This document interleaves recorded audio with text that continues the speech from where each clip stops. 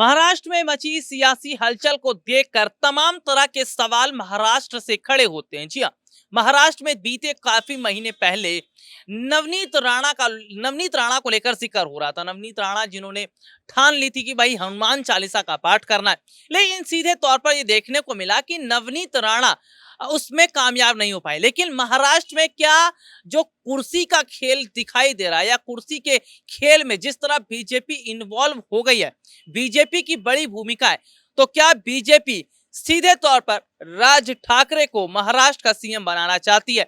उद्धव ठाकरे की बेचैनी भी लगातार बढ़ रही है, क्योंकि एक भी पाया गिरा तो कुर्सी बिल्कुल गिरती नजर आएगी।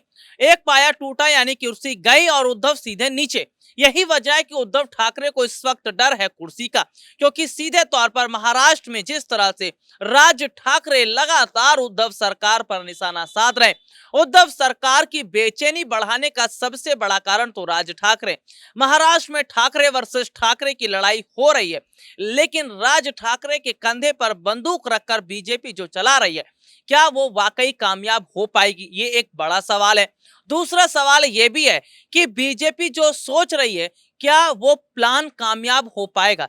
दरअसल ये देखा जा रहा है कि महाराष्ट्र में काफी वक्त से बीजेपी अपनी रणनीति बनाने की कोशिश कर रही थी।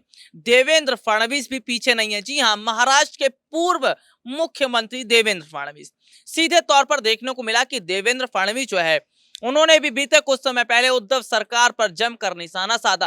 तो यहाँ पर देखा जा रहा है कि बीजेपी के कई लोग इस वक्त महाराष्ट्र में काम कर रहे हैं, जिनमें पहली है नवनीत राणा, राज ठाकरे और खुद देवेंद्र फडणवीस।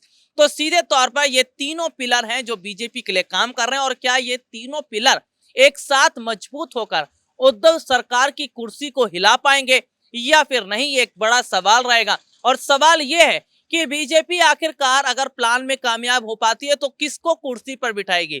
वापस से देवेंद्र फडणवीस को, नवनीत राणा को, या फिर राज ठाकरे को? हालांकि तीनों सीएम रेस में बहुत तेजी से दौड़ते तो नजर आ रहे हैं, लेकिन कोई एक होगा जिसको इस पद पर बिठाया जाएगा, और ये बीजेपी तय करेगी।